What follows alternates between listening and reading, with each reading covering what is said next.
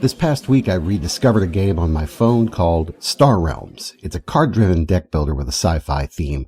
An excellent head-to-head game with a good AI, but this past weekend, I rediscovered the Play Online feature, where I could challenge humans.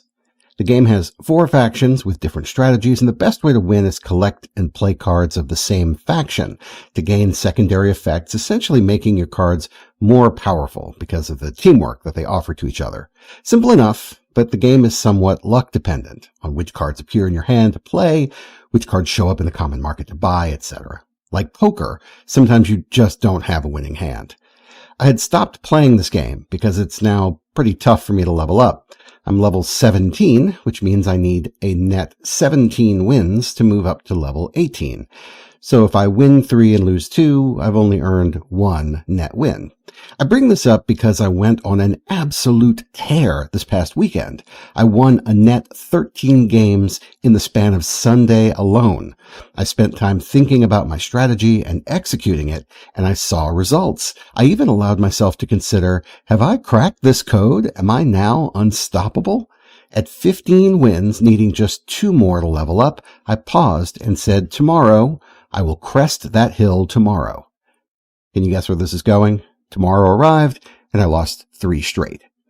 In writing, we talk about getting into a flow state. We recognize how critical it is to capture the inspiration from the muse when it strikes. That delay is death in the creative process. So sure, the lesson today is don't delay. But the larger question is this: why is it so easy for me to sink time into a cell phone game when I could have, and perhaps should have, used that time to write fiction? The simple answer is, the game is fun, writing is not.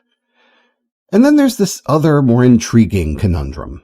I've opined incessantly on the show about identifying your why you want to write, that it is necessary and critical to have something to say and establish your voice to say it. I have a voice, but often nothing to say. Which brings me to my second little story for you. I've been listening to a lot of philosophy videos online. Thinking about thinking might seem a bit too much like navel-gazing, especially to those working hand-to-mouth to make ends meet. I'm in that number. Like most Americans, I am one significant illness away from financial disaster, and I don't have the luxury to sit on my sun-soaked veranda and ponder what it means to be human. Then you think about Plato, and how the unexamined life is not worth living, and the old guilt and doubt creep in with, sure, you're a good father, a good husband, a good friend, a good employee, a good provider, clearly an elite podcaster. But when it all ends, what have you left behind? Why were you here, and why did it matter?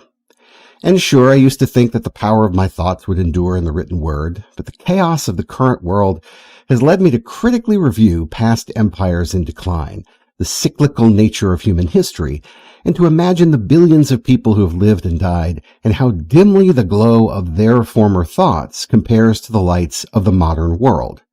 I don't want to be a nihilist, but it's hard not to be when you stop and think about it. But even then, could not a writer capture that bleakness, write it down, and share it with us to examine, celebrate, refute, or spit on it? And then, what if we pivot to times when life has been especially sweet, and how joyful it is to recall those moments of triumph over challenge, of compassion and wonder, and of connection with others? Whether a cup of coffee with a stranger at the airport, or reconciliation with a loved one, or a furtive glance that sparks a lifetime of sliding doors daydreaming about what could have been, there is an unlimited wonder and joy in this world. Could not a writer notice that for us, write it down, and share it with us in perpetuity? So learning this again for the millionth time seems both trivial and monumental. I'm embarrassed that I cannot keep this locked in my mind. At the same time, though, I'm overjoyed that I can recover this brand new again, like a freshly picked flower, a perfectly cooked meal, or a day without pain. It's the same reason why documentaries are so compelling to me. I want to know that other person's reality. I want to inhabit their existence as if it were my own. And poof, there it is. My reason to write is to understand connections among people.